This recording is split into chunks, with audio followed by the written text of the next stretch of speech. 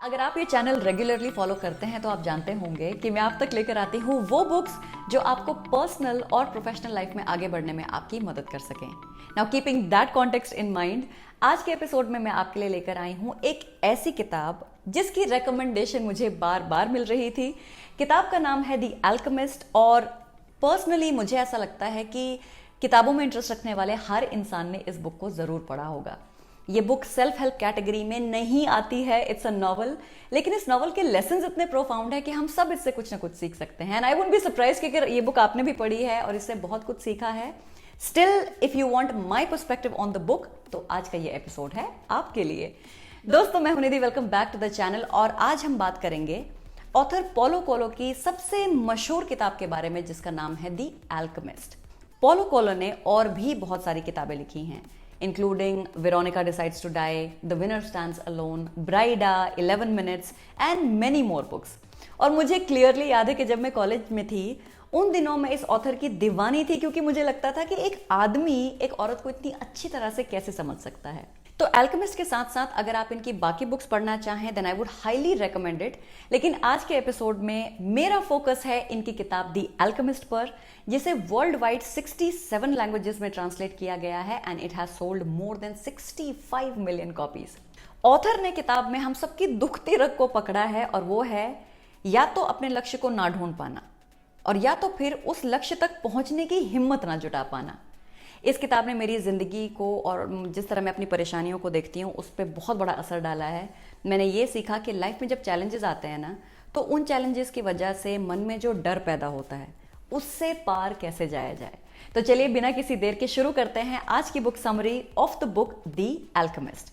कहानी का जो सेंट्रल प्लॉट है वो एक भेड़ चराने वाले गडरिये के आसपास घूमता है, जो अपनी करंट सिचुएशन से हार ना मानने की बजाय हमेशा आगे बढ़ने के सपने देखता है। तो एक बार भेड़ चराते समय उसके मन में ख्याल आता है कि चलो दुनिया के इस पार से निकला जाए और देखा जाए कि उस पार क्या है। वो अपने इलाके के लोगों से पूछना शुरू करता है और उसे पता चलता है कि रेगिस्तान में एक पिरामिड के पास खजाना छुपा हुआ है। तो वो हिम्मत करके अपने जिंदगी के बंधनों को तोड़कर सफर पर निकल जाता है। रेगिस्तान के मुश्किल सफर में उसकी मुलाकात एक लड़की से होती है और उसे लगता है कि ये लड़की मेरा सच्चा प्यार है। लेकिन फिर कुछ चैलेंजेस आते हैं जिसकी वजह से उन दोनों का साथ छूट जाता है, लेकिन फिर भी वो खजाने की खोज में पिरामिड की तरफ बढ़ता रहता है। तो क्या उसे खजाना मिलता है, क्या उसे अपना प्यार मिलता है? तो कहानी मोर और लेस इसी प्लॉट के अराउंड घूमती है। But what's more powerful about the book is the way it drives message home for the reader. तो इस किताब में ऐसे 10 लेसन्स हैं जो मुझे बहुत पावरफुल लगे और वो मैं आपसे शेयर करना चाहती हूँ। और वो लेसन्स हैं, number 1, know what you want. आप क्या चाहते हो। इंसान की जिंदगी का सफर उस दिन शुरू नहीं होता जिस दिन वो पैदा होता है। देखो, असली सफर उस दिन शुरू होता है जिस दिन उसे ये समझ आता है कि उसे क्या चाहिए। और दुख की बात यह है कि हम में से हजारों लाखों लोग मरते दम तक इस बात को आइडेंटिफाई नहीं कर पाते कि हमें चाहिए क्या। इसलिए आपको अपनी लाइफ में क्या चाहिए उसकी क्लैरिटी बहुत जरूरी है, वरना काश मैं ये कर लेती, काश मैं वो कर लेता, ये जो रिग्रेट वाली फीलिंग है ना, ये आपको मुफ्त में मिलेगी और आप आखिरी वक्त पर इसके बारे में कुछ भी नहीं कर पाओगे। Number 2, live in your present. अपने आज में जीना सीखिए। पिछले किसी एपिसोड में भी मैंने आपसे कहा था कि फ्यूचर की चिंता करोगे तो एंजाइटी होगी और अगर पास्ट की चिंता करोगे तो गिल्ट। इसलिए हम सबका आज में जीना, इससे पहले कि वो बीता हुआ कल बन जाए, उस प्रेजेंट मोमेंट में जीना बहुत जरूरी है। Right now as I speak, तो आप मेरी बात सुन रहे हो या आप बीते हुए कल की किसी याद को याद कर रहे हो। अगर आपने अपने आज पर कॉन्शियसली ध्यान नहीं दिया तो वो चुपके से आपका बीता हुआ कल बन जाएगा। और अगर आपने आज में जीना सीख लिया तो फिर तो भाई आपका हर दिन आपके लिए किसी त्योहार से कम नहीं है।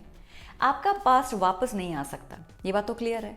फ्यूचर पर आपका कोई कंट्रोल है नहीं, तो हम क्यों अपने पास्ट और फ्यूचर के बारे में सोचकर परेशान होते रहते हैं। अपने मन को प्रेजेंट में रखकर अपने आज में जीना सीखें।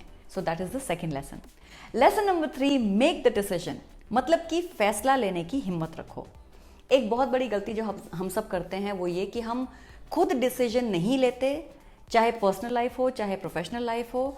हम औरों की सलाह मानते हैं और जैसे वो कहते हैं वैसा करते हैं। लेकिन जब तक हम डिसीजन खुद लेना शुरू नहीं करेंगे तब तक डिसीजंस लेना आएगा कैसे। हाँ, कुछ डिसीजंस गलत ज़रूर होंगे, लेकिन फिर कुछ डिसीजन सही भी तो होंगे। और जब हमें ये बात समझ आ जाएगी कि हमारा हर डिसीजन का नतीजा हमारी जिम्मेदारी है, then we will try to improve every single decision. तो decision making ability is something that we all need to develop, क्योंकि लाइफ में अगर ऐसी सिचुएशन आए कि हमें डिसीजन लेना पड़े तो हम उसके लिए और लाइफ में मिल रही जो अपॉर्चुनिटीज हैं उन्हें पहचानने के लिए तैयार रहें। सोचो अगर हमारे सामने कोई अमेजिंग सी अपॉर्चुनिटी आ जाए, लेकिन हम उस अपॉर्चुनिटी में क्या करना है ये डिसीजन ही नहीं ले पाए, then it will be such an unfortunate miss. तो चाहे गलत हो या सही, अपने डिसीजंस खुद लेने की आदत डालिए। Lesson number, follow your dreams यार। हम सबका जिंदगी में कोई ना कोई सपना जरूर होता है, एक ख्वाब कि मुझे ये अचीव करना है, लेकिन वो सपना पूरा नहीं होता क्योंकि हम उन सपनों को पूरा करने के लिए एक्शंस ही नहीं लेते। हम अपने सपनों के बारे में इतना ज्यादा सोचते हैं और अनफॉर्चुनेटली नेगेटिव सोचते हैं कि वो सपना कोई ना पार किया जा सकने वाला पहाड़ जैसा लगने लगता है। And then we start visualising कि इस ड्रीम को अचीव करना तो भाई इम्पॉसिबल है, और हम वो सपना वहीं का वहीं छोड़ देते हैं। तो सपने हमेशा बड़े देखो, लेकिन जब तक आप उन सपनों को सच ना कर लो, उनके पीछे बिना थके, बिना रुके, बिना घबराए दौड़ते रहो। Lesson number 5, always take action. अब कुछ भी किए बिना कुछ सीखना तो वही बात हो गई कि जैसे कि मैं बुक लिखना चाह रही हूँ और मैं बुक राइटिंग पर एक वीडियो देख लूँ, कोई रिसर्च ना करूँ, कंटेंट राइटिंग पर कोई काम ना करूँ और मेरी किताब पूरी हो जाए। ऐसा कभी होता है क्या? अगर आपको वाकई कुछ अचीव करना है तो उसके लिए एक्शन तो भाई आपको लेना पड़ेगा। तो आप जो काम करना चाहते हैं उसे दिमाग में करने की बजाय ना फिजिकली करना शुरू करो, क्योंकि जब तक आप एक्शन नहीं लोगे आपका काम नहीं होगा।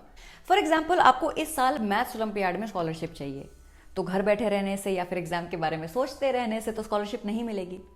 लेकिन अगर आप हर रोज मेहनत करोगे, आने वाले ओलंपियाड की तैयारी करोगे, तो आपको सफलता जरूर मिलेगी। So take actions. Lesson number 6, learn the universal language. अब ऐसी कौन सी भाषा है जो पूरे विश्व में सेम है? जी हाँ, आपकी बॉडी लैंग्वेज। तो बॉडी लैंग्वेज मेरी नज़र में एक ऐसी पावर है जो आपको बिना कुछ कहे सामने वाले को समझने में या फिर उन्हें अपनी बात समझाने में सक्षम बनाती है। बॉडी लैंग्वेज की नॉलेज आपको सिर्फ बिजनेस में ही नहीं बल्कि फैमिली लाइफ में भी आपको बहुत हेल्प कर सकती है। इसलिए बॉडी लैंग्वेज के बारे में जितना सीख सको प्लीज सीखो। Lesson number 7, support your children in pursuit of their dreams. मतलब आपके बच्चों के जो सपने हैं उन्हें उन सपनों को पूरा करने में मदद करो, ना कि जो आपके सपने हैं उनका भार अपने बच्चों पर डाल दो। मेरे एक अंकल इंजीनियर बनना चाहते थे और क्योंकि वो इंजीनियर नहीं बन पाए इसलिए वो पूरी जिंदगी अपनी बेटी और अपने बेटे पर प्रेशर डालते रहे कि तुमको इंजीनियर बनना है, तुमको इंजीनियर बनना है। लेकिन उन्होंने एक बार भी ये नहीं सोचा कि उनके बच्चे क्या बनना चाहते हैं। इस अननेसेसरी प्रेशर की वजह से ना, जब वो बच्चे छोटे थे तो वो हमेशा लो कॉन्फिडेंस में घूमते थे, फिर जब वो बच्चे बड़े हुए तो उनका अपने फादर से कनेक्शन ही खत्म हो गया।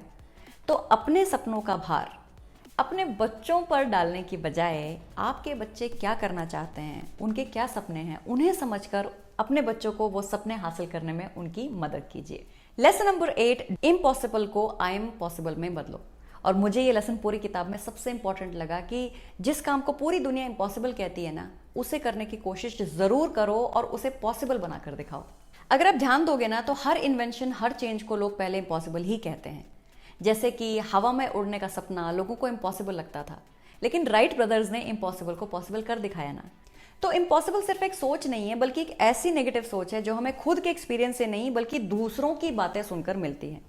जो भी इन्वेंशंस, डिस्कवरीज, रिसर्चेज अब तक हुई हैं वो शुरू में लोगों को इम्पॉसिबल ही लगती थी, लेकिन आगे बढ़ने वालों ने कभी भी हार नहीं मानी और इम्पॉसिबल को पॉसिबल करके दिखाया। और जिन्होंने हार नहीं मानी उन्हें देर सवेर सक्सेस मिल ही जाती है। Lesson number 9, don't be afraid to fail. डर से डरो मत यार, डर के आगे जीत है। अगर आप अपने गोल हासिल करने निकलोगे तो फेलियर जरूर मिलेंगे, लेकिन उन फेलियर से डरने की जरूरत नहीं है क्योंकि जीत का रास्ता फेलियर से ही निकलता है। हिस्ट्री इस बात का प्रूफ है कि हर इंसान जो सक्सेसफुल हुआ है उसे पहले फेलियर्स ही मिले हैं। And lesson number 10, please do not give up. यानी कोई भी मुश्किल जब आए तो कभी हिम्मत मत हारो, ट्राई करना मत छोड़ो, अपने ड्रीम पर फोकस रखो और तब तक मेहनत करते रहो जब तक आपके ड्रीम्स सच ना हो जाएं। अपने मोटिवेशन लेवल को ना हाई रखो, और अगर आप डिमोटिवेट हो जाते हैं तो वापस पॉजिटिव जोन में आने की जिम्मेदारी आपकी खुद की है। तो जब भी आपको असफलता मिले, जब भी आप डिमोटिवेट हो जाएं, then you must know how to get back to your energy zone और दोबारा फुल जोश से काम कैसे चालू किया जाए। So these are the 10 main lessons जो मैंने सीखे हैं from the book The Alchemist. ये किताब मैंने काफ़ी पहले, आई थिंक 1999 के आसपास मैंने इस किताब को पढ़ा था, इसके लेसन्स को अपनी लाइफ में अप्लाई किया था और मुझे याद है that after reading this book and after implementing the lessons I experienced huge transition in my life. अगर आप इस किताब के लेसन्स को नहीं बल्कि कहानी को भी पढ़ना चाहते हैं, ऑथर की राइटिंग पावर क्या है उसे एक्सपीरियंस करना चाहते हैं, तो इस किताब को ज़रूर पढ़िए। पतली सी किताब है, आपको ज़्यादा टाइम भी नहीं लगेगा। और अगर आप रीडिंग की हैबिट शुरू करना चाहते हैं फिर तो this is one of the must read books. तो अगर आपको ये बुक समरी इंटरेस्टिंग लगी तो इस किताब को डेफिनेटली पढ़ने का टाइम निकालिए। And to get your copy of the book please do not forget to visit www.rajatbookcorner.com। तो दोस्तों आज के लिए बस इतना ही। उम्मीद है कि आज की बुक समरी से आपने बहुत कुछ सीखा होगा। ये पॉइंट सिंपल तो हैं, लेकिन जब आप इन पॉइंट्स पर एक्शन लोगे ना तो आपको काफ़ी बड़े रिजल्ट्स मिलने लगेंगे। अगर आपको ये एपिसोड पसंद आया तो इसे लाइक कीजिए, चैनल को सब्सक्राइब कीजिए और ये एपिसोड अपने सभी फैमिली मेंबर्स और फ्रेंड्स से शेयर कीजिए जो लाइफ में पॉजिटिविटी के साथ साथ एक्शनेबल स्टेप्स ढूंढ रहे हैं। तो मिलते हैं अगले हफ्ते एक नई किताब के साथ। तब तक डर से डरने की बजाय आगे बढ़ने के बारे में सोचिए और सपने देखना बिल्कुल मत छोड़िए।